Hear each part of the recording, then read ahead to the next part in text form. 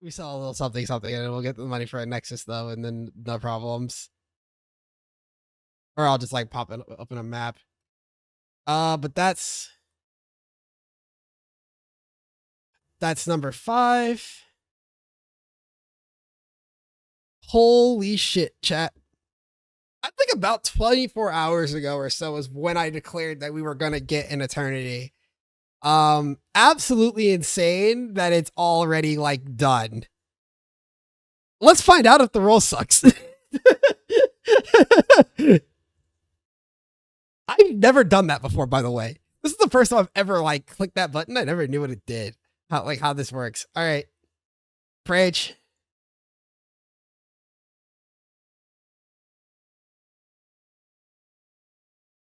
God damn.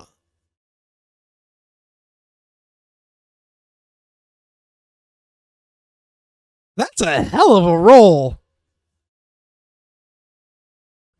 I cannot wait to corrupt this and divine it and brick the roll.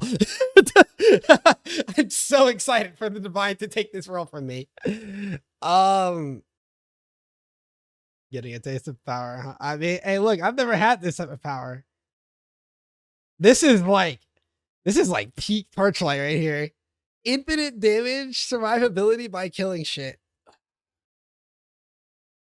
Alrighty. I'm so scared. So here's what's gonna happen, chat. I need to get water anyways, so I'm gonna click the button and then I'm gonna walk away and I'm gonna get water. And then when I come back, we're gonna cry because this belt's gonna be fucked. Ready? Savor it for me, you know? Enjoy watching this. I can't watch it. It's gonna hurt my soul.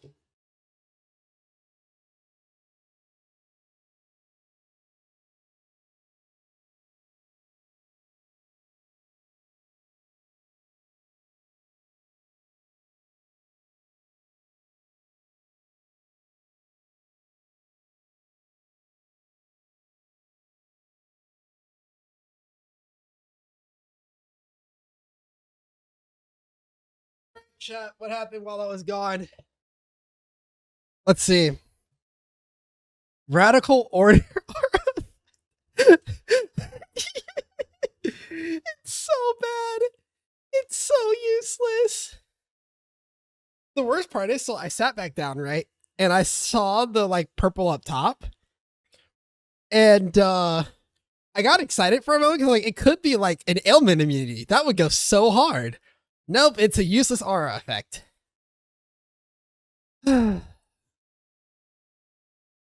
be worse. It could have divined. But I now can never sell this 25,000 FE belt. Like, it's just mine forever now. Worth either way. It's funny. And I have water now. God bless, I needed that shit.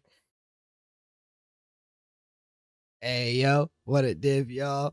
My name is No Name if you're new here, and if you're not new here, it was really good, baby. How y'all doing? Let's get right into it. You're probably wondering, one, where the bonnet's at. I haven't had time to get ready for bed yet. I just ended stream a little bit ago, and I've been working to make this video for y'all to talk about the fact that I just finished an eternity in basically 24 hours. And what's even crazier is the strat is an out can go strategy. I'm not using compasses because they're madly overpriced. If you've been playing, you know what I'm talking about. But about yesterday on stream, I was talking with chat. And I was like, guys, I don't really know what I feel like, upgrading on my character. I haven't really like an idea or a plan.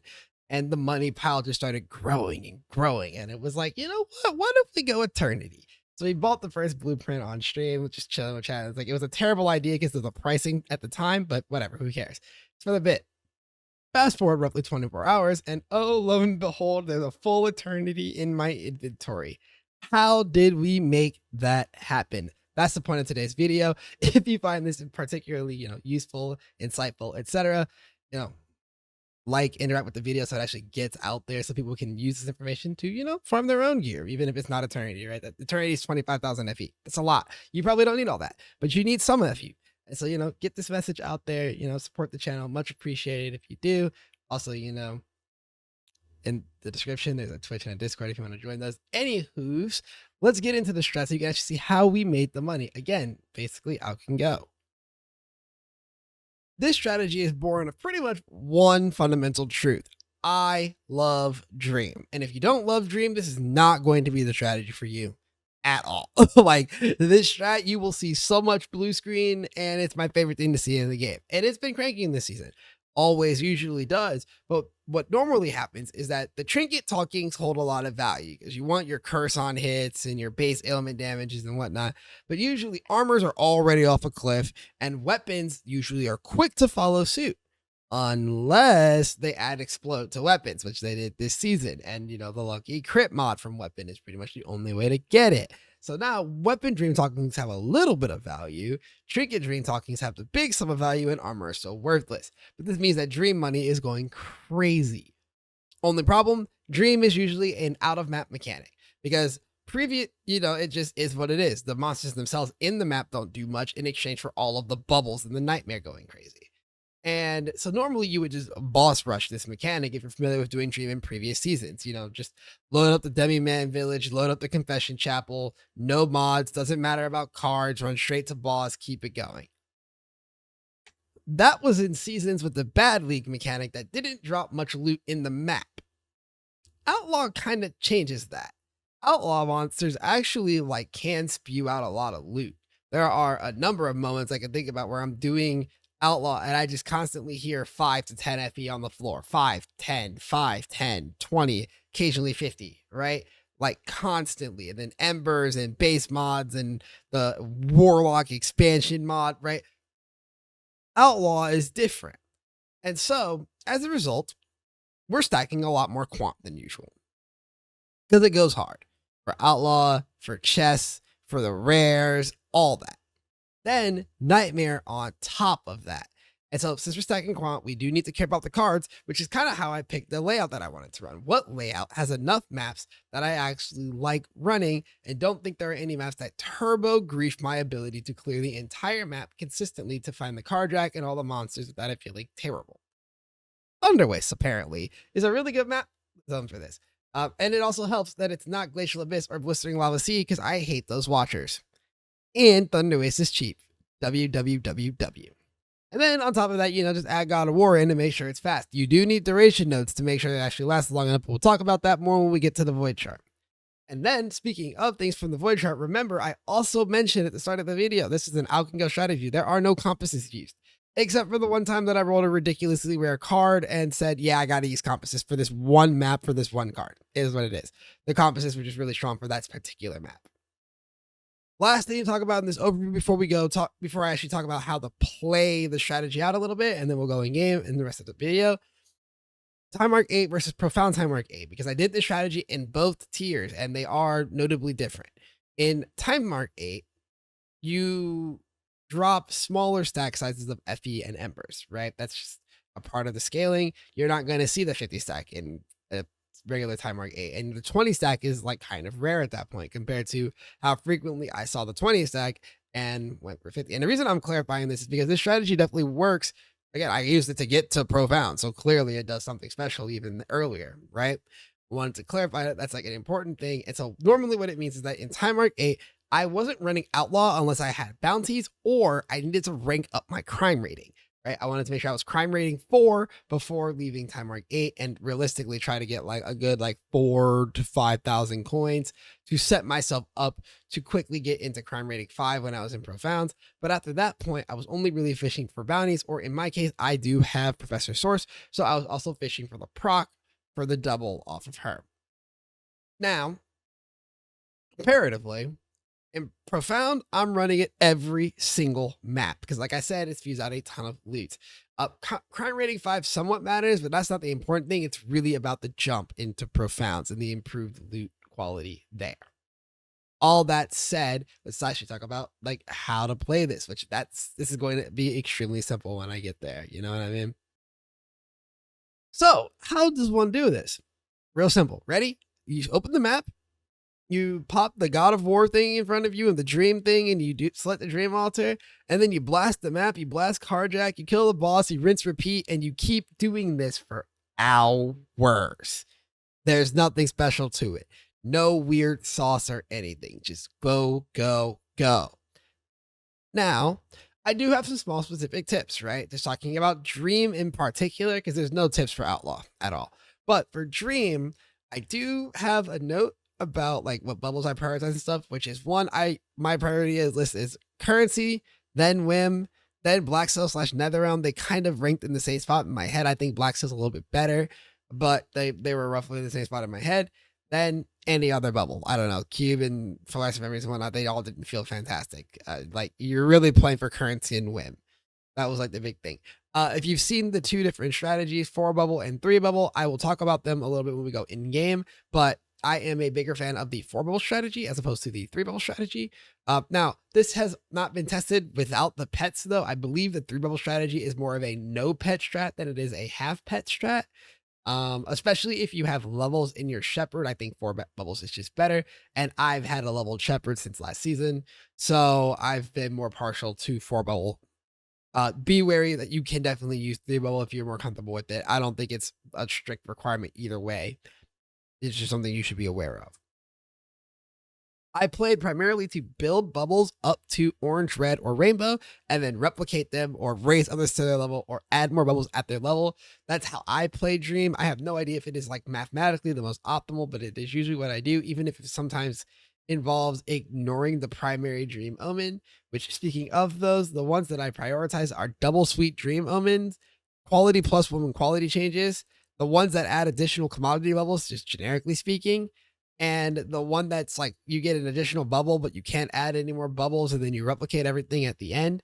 Not as insane on 3 bubble, but like, the consistency on the 3 bubble strategy is still pretty insane and like ridiculous. So, beware of that.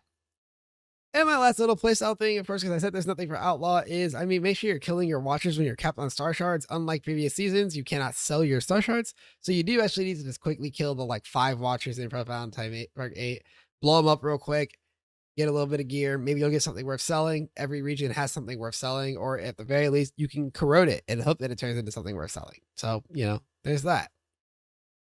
Now, with all that said, let's go in game so I can actually talk a little bit more about the details of the chart. And then I have a little bit of a discussion at the end and we'll wrap this video up. Ready? Let's go. Alrighty. So we're in game. I'm just going to quickly show you the tree. You'll notice this tree is extremely barren, right? 24 points in God of War, 43 points here. What are the 24 points in God of War? I had an extra point. Didn't know where to put it. Is what it is. The important things, it spawns the mechanic. I take duration so that it lasts the entire map, including Carjack. Then I take every point in Dream except for these 4 points here, which I did find that these points were fine, but they were cuttable points to make room for the real centerpiece of the strategy. This node here in the Profound Talent tree. 12% additional quant at the cost of 25 star talents. And I could not find a use of 25 star talents that was better than 12% more loot. Like more loot, right? That's additional, not plus, more. Couldn't find a use. And then I take the 30% at -4. If you cannot run -4, replace it with the note that gives instead the 10 per card, or the 10 if you have 50 cards. Because as I can show very quickly here, I do in fact have 2, 4, 6, 8, 10 rows of cards, which means I have 50 cards. And so it's just 10 con. Like that's completely fine. I live life on the edge. Is what it is. As far as, then you'll see, again, it's nothing special. It's not like I like weirdly sculpted anything out or anything. It is a pretty standard void chart. No beacons used, any of that nonsense. Just straight blasting, baby. All right, now I would love to just like wrap this video up and be done with it, but I know someone's going to ask in the comments, what about pets? What if I don't have pets? Blah, blah, blah, blah, blah, blah, blah, blah, blah. We're going to cover that here. And then if somebody asks, you put them to this section of the video. Sound good? Sound good. 1, I've been doing Dream for over a year. I did it even when I didn't have pets because I thought that was insane. And then I like got Shepherd and forgot that I needed to go pull her purples and blues. And I still thought the mechanic was insane. That's why I'm so invested in Dream, because it is actually has just been insane for that long for me. And I would like to keep it that way. I really like this mechanic anyways. And that's something that this game really rewards, especially with the free pets that they've been giving out. Investing vertically in the things that you really like about the game. So yes, of course, I get an insane amount of loot because I am vertically invested in Dream. It's still going to be fine even if you aren't. Now, if you're thinking, hey, I actually really like this strategy, or I've been thinking about how to invest in this strategy, and I'm not exactly sure the right way to go about it. This section is now for you, because the previous statement was for people who were innately going to whine about the fact that I have Shepherd 3 and Source 1, and I need to make it clear that the strat works without it. But now I can talk to you, the person who's curious about an investment. Shepherd 1, insane. Getting the blues and purples for Dream, pretty nice. Wouldn't spend a lot of pulls on it if you don't have excess pulls. Just gonna be real, right? It is really nice though. Source 1 and her crew basically are just a 20% more multiplier on average for Carjack, which means I think it's entirely scalable. Even if like Carjack does make up a pretty substantial amount of my money, I just don't think it's worth, like, you shouldn't be burning pulls for just 20% more, especially right now when stores could easily end up like Alice, uh, the core backbone of a mechanic that gets pigeonholed into something that you end up hating about its loot structure down the line when it goes core, right? Like, be wary of that. This mechanic will work fine with none of the specialized pets and just having good generic pets. Like this strat will be fine, is what it is. But I won't, again, like I said, the pets are obviously strong. You'll just be, some percentage behind. I mean, we were talking about a strategy that generated an eternity in a little over a day, or just about a day, or whatever it ended up actually being. I have to go check the timestamps and all that. I think you'll be fine if you make like 30% less, like 40% less even. Like, you'll still make a ton of FE in a day. And that's good work. And with that hullabaloo out of the way, now we can end this video. I can actually give you guys my last little bit of advice, which is the reason that this actually was done so quickly is because I played a ton. This was not 24 hours where it was like, oh yeah, I played like 7 hours. Obviously, I played a ton. I grinded like crazy, and I was selling basically everything, which is my major tip, right? If you like, one of the things is like holding on to resources. If you don't think they're gonna like ridiculously spike by the time you need them again or whatever, if you're farming for something in particular, sell damn near everything you have and go all in to get the thing you need. I was selling embers, memory threads, memory scraps, maps, fucking dream talkings. I was selling all sorts of shit to get to this fucking 25K. So be prepared to do so. And that is my literal last tip. If you found this video helpful, again, please like, comment, subscribe. This is a lot of work, especially for as late in the night as it is when I was recording this. It is what it is. I needed to get this information like down and together and ready for you guys. And I wanted to ride the high of getting that belt completed, because it did feel so goddamn good to have it done so quickly. But I'm glad I got to share this information with you guys. If you want to, catch me live, there's a Twitch and a Discord. There's a Twitch in the description. You can catch me live. You can also connect with the community in the Discord, which, speaking of the Discord, by the way, come join our like Wordle group, because Wordle's lit and we do it every day. Just because, like, why not? Right? Thanks for tuning in and watching this video, especially if you made it all the way to this point. If you have any questions, feel free to drop them in the comment section down below. I will eventually see it and get to it. Otherwise, take care. Have a great rest of your day/night, and I shall see you in the next one. Peace.